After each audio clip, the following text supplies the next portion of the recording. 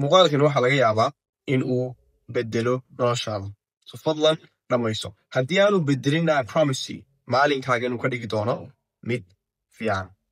So waxaan ku siin doonaa insha Allah 6 talo aan rajaynayo inay aad wax noloshaada uga bedeli doonaan. Shayga koowaad waxa weeyaan the reason aynu xaggan u joognaa, the main purpose aynu xaggan u joognaa waa cibaada, worship, inaan Ilaahay caabudno. Ilaahay wuxuu noo sheegayay waman acrada can dikrii fa ina lahu maciishatan danka. Obstacleska xiriyaadka nolosha kaa haysta waxaa laga yaabaa inay sababtu tahay xadhigaadigii Ilaahay idin dhexeeya oon toosnayn. Waa kow. That is the first advice aan ku siinayo. Toosi cibaadaadkaaga muqasir haddaad tahay toosnow. That is the first thing aan kaa doonaad bedesho. Shayga labaad waxa weeyaan talk less. I know. hadalkaagu ha yaraado. Waxaan ka wada hadalkaaga ha yaraado.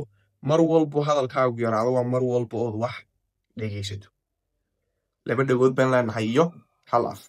There is a purpose, reason baan u leenahay. You have to listen more. Dhegaysigaagu ha bato. Taasi waa talada koowaad.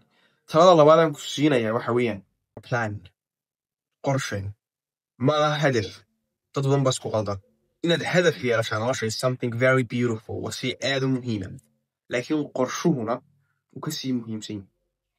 Inaad wax qorshaynayso, qalin buu ku qorayso, inaad ka fikirayso, inaad tallaabo kasta maskaxda aad ku hayso. That is planning, waa qorshayn. 20 sano jirtaa, plan for 20 years.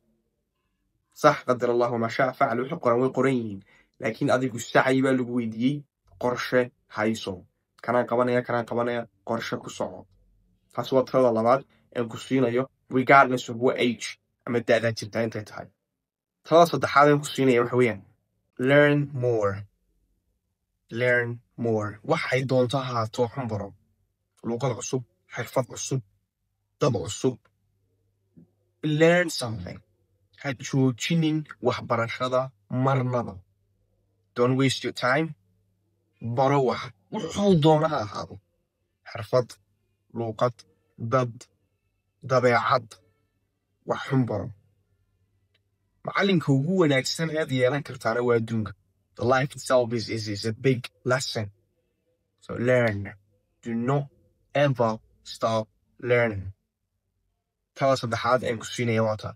Tala afraad waxay noqonaysaa your body, jirkaaga, is a machine. Waa machine aad haysato. Weligaa iyo Allahana aad haysan doonto. Jirkaad maanta haysato, maalinka 70 jir noqoto bedeli maysid. Waa sijin, waa jeel aad ku jirto, kama bixi kartid. Ilaali, dhaqaale, investing ku samee. Don't drink or smoke. Exercise, sleep early. Ilaali jirkaaga. Waayo waa the only asset aad haysato. Kula safar gelaya, kula dadaalaya. Ilaali jirkaaga. Shayga ugu dambeyn ku sheegay waxa weeyaan be brave. Be brave. Noloshu is not a beautiful place. It's like chaos, problems, obstacles. Wax walbood wajahaysaa. Noqo qof adkaysigeeda iyo geesinimadeeda leh. Be brave in life. Be brave. Trust me, you will never regret of being brave. Marnaba ka qoomeyn maysid geesinimo qaadasho. Decisionskaaga, hadalladaada, wixii xaqa, be brave. So inshallah waxaan rajaynayaa talooyinkani inay somehow if aanay ku bedelin maalinkaagu keliya tahay ka dhigan a better day. Thank you very much. Kuna tacaamulta ugu muhiimsan waxa weeyaan tii koobaad kumaan daran xataa qodobada worship. ومن أعرض عن ذكري فإن له معيشة ضنكا. هذه أدنى المساتين.